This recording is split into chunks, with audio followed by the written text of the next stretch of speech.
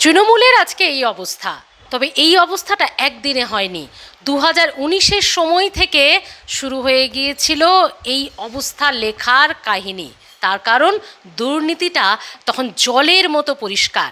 আর যিনি গ্রিভেন্স সেলের দায়িত্বে ছিলেন, মানে কার সাথে কোথায় কি দুর্নীতি হচ্ছে তৃণমূলকে জানাতে, সরকারকে জানাতে সেই দায়িত্বে ছিলেন, তিনি তখন থেকেই বুঝে গিয়েছিলেন তৃণমূলের বিনাশ আসতে চলেছে। তিনি আওয়াজ তুলেছিলেন। আজকে যখন তৃণমূল হেরে কর্পূরের মতো উবে গেছে, এখনকার জন্য নয়, তিনি আওয়াজ তুলেছিলেন তখন যখন তৃণমূল ফুল টিআরপিতে রাজ্য শাসন করছে।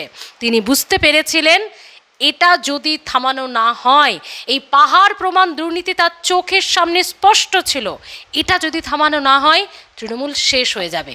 কিন্তু তিনি আওয়াজ তুললেও তার আওয়াজকে মান্যতা দেওয়া হয়নি।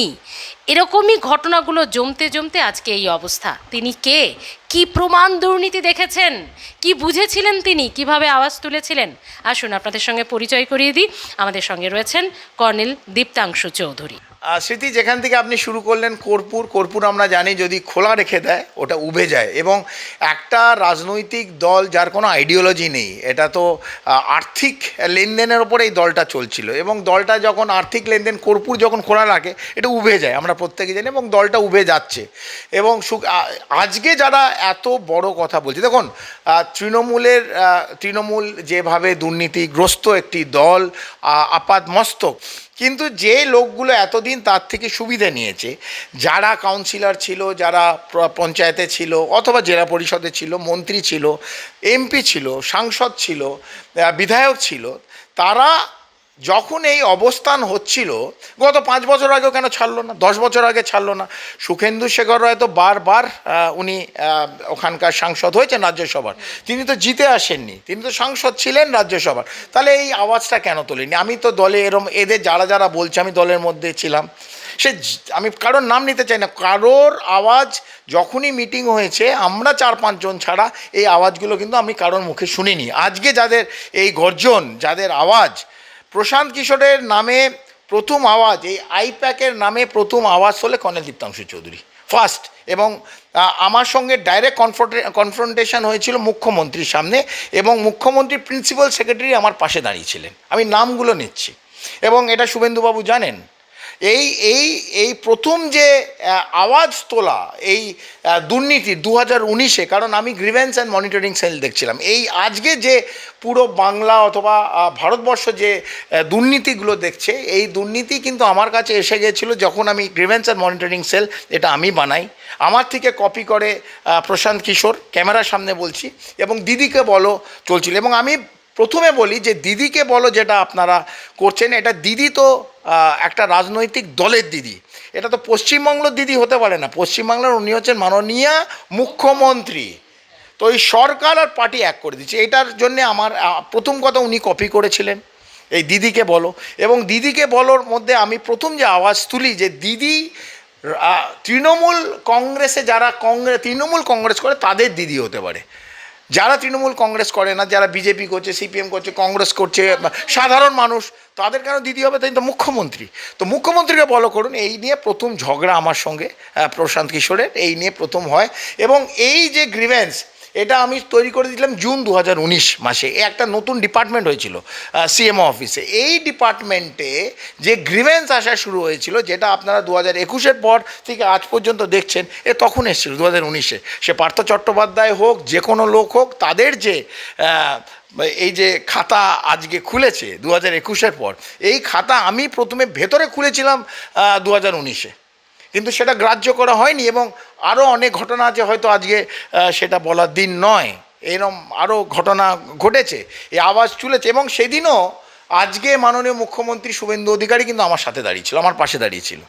এই যে আওয়াজ আমি তুলেছিলাম, উনি কিন্তু আমাকে সাপোর্ট দিয়েছিল যে হ্যাঁ এটা তুলতে হবে, এটা বলতে হবে। আমি ওনাকে দেখাই, এই প্রত্যেকটা জিনিস উনি জানতেন, কারণ এই ডিপার্টমেন্টের কমপ্লিট দায়িত্ব আমি ছিলাম। আমি ওনার কাছে নিয়ে গেছি, এই আমার কাছে মানুষের থেকে কমপ্লেন আসছে, মানুষের কমপ্লেন, গ্রিভ্যান্সে গ্রিভ্যান্স, আপনার গ্রিভ্যান্স হলে আপনি আমার পাঠাবেন, সেইটা যদি আমি দায়িত্বশীল হিসেবে ওটাকে গ্রহণ না করে ওটাকে ক্লিয়ার করতে পারি, সলভ করতে পারি, ইউজলেস।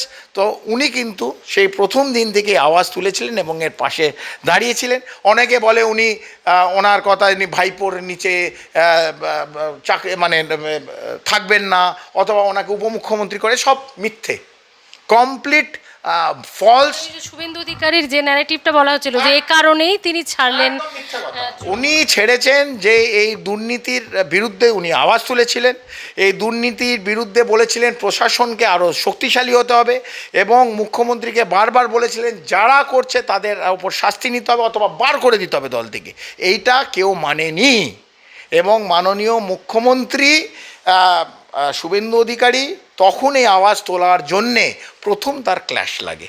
এই যে বিভিন্ন রটিয়ে দেওয়া হয় যা তিনি, একদম মিথ্যা কথা, একদম মিথ্যা কথা। ওনার অভিষেকের উত্থান কি, উনি তো শুভেন্দু অধিকারীর উত্থান তো নন্দীগ্রাম থেকে, তখন অভিষেক আসেইনি।